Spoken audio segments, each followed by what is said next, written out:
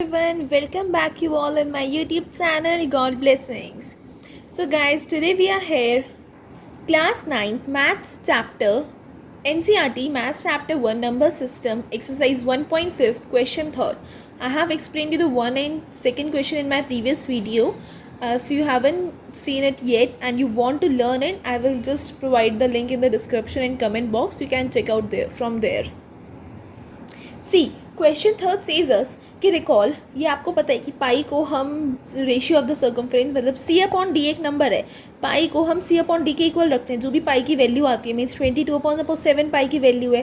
तो ये जो 22 है सर्कमफ्रेंस मानते हैं और ये जो डी है मतलब 7 है ये diameter.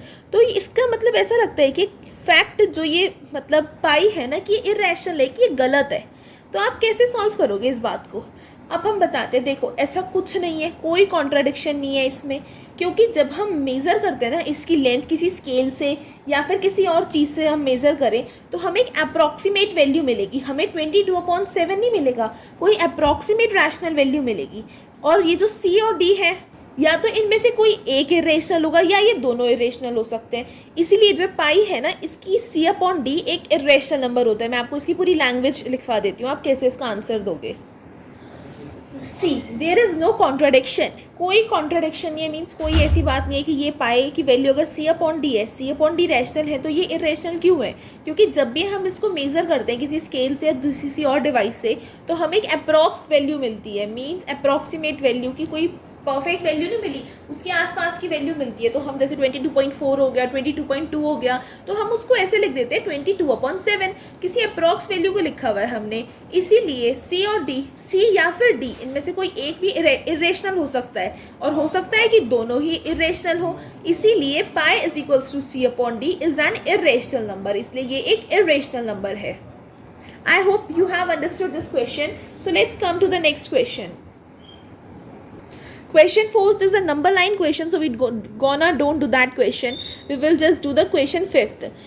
In this there are 4 parts, but I have added 2 more parts to that so that any confusion regarding these questions. ऐसा कोई question given है नहीं इसमें, तो मैंने इसलिए ये 2 parts और add कर दिए जिससे आपको कोई ऐसे वाले parts अगर आगे आते हैं तो ये समझ में आ जाए. So question 5 says us rationalize the denominators of the following. इनके denominators को rationalize करना है. अभी rationalize करना क्या होता है हमें ये पता होना चाहिए पहले.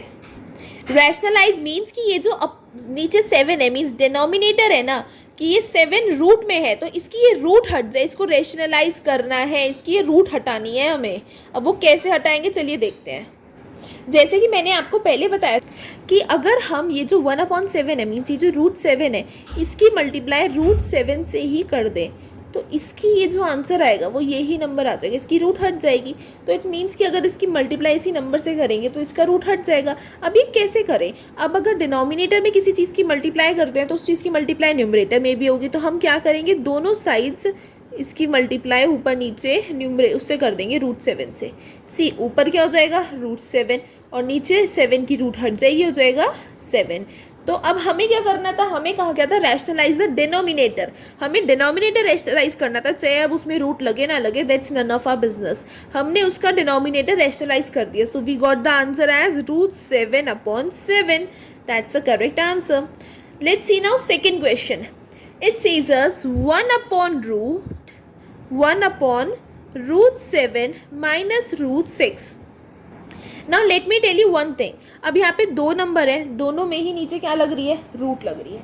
तो अब ऐसी सिचुएशन में हम क्या करेंगे, अब दोनों नंबर में नीचे जब रूट लग रही होती है ना तो हम ये दोनों 2 नंबर्स हैं और दोनों के बीच में कोई साइन है माइनस का, मीन्स 2 नंबर अलग अलग हैं, साइन भी है, तो इसमें हम कॉन्जुगेशन का फॉर्मूला चलाते हैं.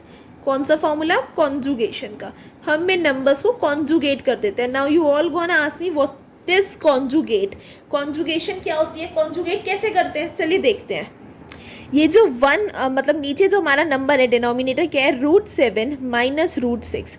ये नीचे हमारा जैसा भी नंबर है इसको हम दोनों नंबर से ऊपर नीचे मल्टीप्लाई करेंगे पर इसके जो साइन है उसको चेंज कर देंगे, इसे कहते हैं कॉन्जुगेशन.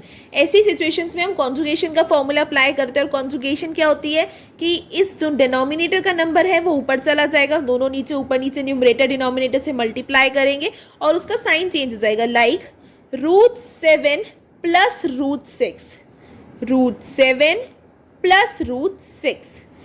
अब इसको मल्टीप्लाई करेंगे, अब देखो 1 से मल्टीप्लाई करेंगे तो वही नंबर रहेगा, is equal to root 7 plus root 6। नीचे क्या हो जाएगा, अब इसमें लगेगी आइडेंटिटी। कौन सी आइडेंटिटी लगेगी, देखो a माइनस बी, ठीक है, a माइनस बी और यहाँ पर है a प्लस बी। तो जब एक ब्रैकेट में a माइनस बी और एक साइड में है a प्लस बी, तो क्या हो जाता है, ये a स्क्वेयर मीन्स आइडेंटिटी क्या है, a square minus b square. Hope you remember this identity. If you didn't remember this identity, I will just provide you the link of that video in which I have explained the identity. So you can just see it from here, there. A square minus b square की identity लगेगी। अब ये a square क्या हो जाएगा, root 7 square, इन दोनों को जब एक हो जाएगा ये, minus root 6 square. Solve out at root 7 plus root 6 upon 7 का रूट 7 का स्क्वायर क्या होगा, रूट 7 की मल्टीप्लाई रूट 7 से। मैंने आपको पहले भी बताया कि अगर किसी रूट की नंबर की मल्टीप्लाई उसी रूट नंबर से कर दी जाए तो वो आंसर उसकी रूट हट जाती है। 7 माइनस इसकी रूट भी हट जाएगी 6, रूट 7 प्लस रूट 6 अपॉन 1 की तो नीचे कुछ वैल्यू है ही नहीं, तो ये आंसर हमें मिल जाता है रूट 7 प्लस रूट 6। हमने इसका डिनोमिनेटर रैशनलाइज कर दिया क्योंकि 1 मिला, डिनोमिनेटर रैशनलाइज कर चुके हैं। I hope you have understood this questions, that part easily. If you have still any confusion, just tell me in the comment section. Now let's come to the third part, which says 1 upon root 5 plus root 2. See, 1 upon root 5 plus root 2. Same situation आ गई, दो numbers हैं, दोनों पे root है, तो कौन सी situation apply करेंगे, conjugation की। ये नंबर कॉन्जुगेट कर देंगे, कैसे करेंगे, 1 अपॉन रूट 5, ये तो यही रहेगा यहाँ पे, प्लस यहाँ जब कॉन्जुगेशन में आएगा इसका साइन चेंज हो जाएगा। रिमेंबर कि इसको हम कॉन्जुगेशन कहते हैं। अब फिर यहाँ पर अब उसका आंसर 1 की मल्टीप्लाई जब इससे करेंगे, रूट 5 माइनस रूट 2। अब फिर वही सिचुएशन, फिर वही identity, a plus b a minus b, क्या हो जाएगा, a square minus b square. a square means root 5 square minus root b square, root 2 square. ऊपर रहेगा रूट 5 माइनस रूट 2 और नीचे क्या हो जाएगा, 5 का स्क्वायर, रूट 5 का स्क्वायर 5 और रूट 2 का स्क्वायर 3। जब सब्ट्रैक्ट करेंगे root 5 minus root 2 upon, root 2 का स्क्वायर तो 2 होगा ना, upon 3। We got the answer. अब इसे हम आगे कुछ कर नहीं सकते सॉल्व, तो हमें अपना आंसर मिल गया है। I hope you have understood this question. Let's come to its next part, D part, that says 1 upon root 7 minus 2.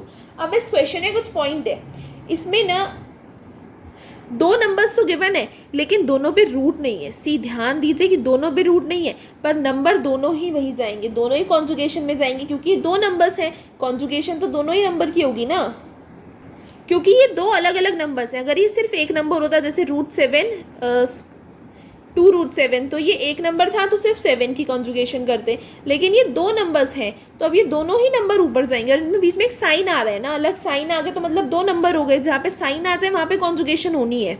तो ये हो जाएगा हमारा 1 upon root 7 plus 2, root 7 plus 2 upon root 7 plus 2। फिर वही सिचुएशन, ऊपर तो यही रहेगा रूट 7 प्लस 2, नीचे क्या हो जाएगा ए स्क्वायर, देखो a square a minus b a plus b, वही आइडेंटिटी, तो root 7 square minus 2 square, root 7 upon plus 2, root 7 का स्क्वायर 7 होगा और 2 का स्क्वायर 4 होगा। We got the answer root 7 plus 2 upon 3, we got the answer here. इसमें हमारा 4 आएगा ना, 2 का स्क्वायर 4, तो हमने उसे सब्ट्रैक्ट कर दिया, आंसर हमें मिल गया, हमारा नीचे से रैशनलाइज हो गया denominator. So I hope you have understood all these parts. Now let's come to parts which I have created for you. See I have created a part for you that says 7 upon minus 3 root 7। अब fact ये है कि एक ही number है तो अब इसको कैसे करेंगे, मीन्स नंबर तो एक ही है ना, दो नंबर नहीं है और नीचे रूट भी है, तो अब ये रूट भी हटाना है, रैशनलाइज करना है, तो इस नंबर को कैसे करेंगे। जैसे मैंने अभी आपको लास्ट एग्जाम्पल में ही बताया था, पिछले एग्जाम्पल में, कि एक ही नंबर में रूट है तो दो दो नंबर ले जाने के ऊपर क्या ज़रूरत है, हमारी मल्टीप्लिकेशन बढ़ जाएगी। हम क्या करेंगे, 7/-3 अपॉन √7 है ना, सिर्फ इस रूट वाले नंबर को ऊपर ले जाएंगे, क्योंकि हमें इसकी तो रूट हटानी है, -3 की थोड़ी ना हटानी है। अब आप सोचोगे पिछले में एग्जाम्पल में ऐसा क्यों नहीं किया, क्योंकि उसमें नंबर दो थे, साइन भी आ रहा था, तो इसलिए जहाँ पे दो नंबर होते हैं, ये तो एक ही नंबर है -3√7, वो दोनों अलग अलग नंबर थे, मीन्स एक 2 था एक 4 था, तो उसमें बीच में साइन था, मतलब वो एक इकट्ठा नंबर नहीं था। जैसे ये एक कंबाइंड नंबर है, सिर्फ एक ही नंबर कहेंगे -3√7, वो हो जाएगा -3 + √7, तो वो अलग हो गया ना, ये तो एक कंबाइंड नंबर है, इसलिए हम इसका खाली √7 को ऊपर ले जाएंगे। √7 के पास तो कोई साइन है ही नहीं, तो वो ऊपर ऐसे ही चला जाएगा, √7/√7। अब 7 की मल्टीप्लाई जब √7 से करेंगे क्या हो जाएगा, 7 बाहर आ जाएगा, लाइक 7√7, और अब नीचे बचता है 3 की मल्टीप्लाई, सॉरी हमें तो इस 7 की मल्टीप्लाई 7 से करनी है ना, हमें इन दोनों की मल्टीप्लाई करनी है, तो पहले इस 7 की मल्टीप्लाई √7 की मल्टीप्लाई जब √7 से करेंगे, ये भी √7 ये भी √7, ये क्या हो जाएगा, 7 हो जाएगा। कितना हो जाएगा, ये 7 हो जाएगा, तो मतलब -3 × 7 बचा। अच्छा let me tell you one thing, denominator में कभी माइनस नहीं छोड़ते, माइनस ऊपर चला जाएगा, तो ये क्या हो जाएगा 3 × 7। अब आप ध्यान से देखो, ये 7 नीचे है और ये 7 ऊपर है, तो इसको हम कट कर सकते हैं, ऊपर भी 7 है नीचे भी 7 है, डिवाइड में क्वेश्चन है, कट कर दिया, आंसर क्या बचा, √7/3। हमारा डिनोमिनेटर रैशनलाइज हो गया। आई होप कि आपको इस टाइप का क्वेश्चन समझ में आ गया हो कि अगर दो एक ही नंबर है और उसी नंबर में एक टाइप में रूट आ रहा है, तो उसी वर्ड नंबर को ही ऊपर ले जाएंगे, उसके साथ वाले को ऊपर ले जाने की ज़रूरत नहीं है, और फिर उसको हम ऊपर नीचे कट करके भी आंसर निकाल सकते हैं। Let's see another part which I have created for you, that says 35/-6√5। Okay, 35/-6√5, फिर वही सिचुएशन, एक ही नंबर है। अब देखते हैं इसको कैसे करना है। √5 ऊपर चला जाएगा, सिर्फ √5/√5। अब क्या करेंगे, अब ये जो पहले ऊपर मल्टीप्लाई करेंगे तो कितना हो जाएगा 35, ये माइनस ऊपर चला जाएगा, √5/-6, √5 की मल्टीप्लाई जब √5 से होगी कितना हो जाएगा 5, -6 × 5। अब 5 और 35 को कट कर सकते हैं, सॉरी माइनस तो ऊपर चला गया ना, 5 1 = 5 और 5 7 = 35, -7 √5/6। We got the answer here. हमारा डिनोमिनेटर जो है वो रैशनलाइज्ड हो गया है। So I hope you have understood this third and fifth question easily. If you have still any confusion regarding that, just comment me in the comment section. And if you like this video, don't forget to hit the like button and share this video and subscribe the channel. Thank you.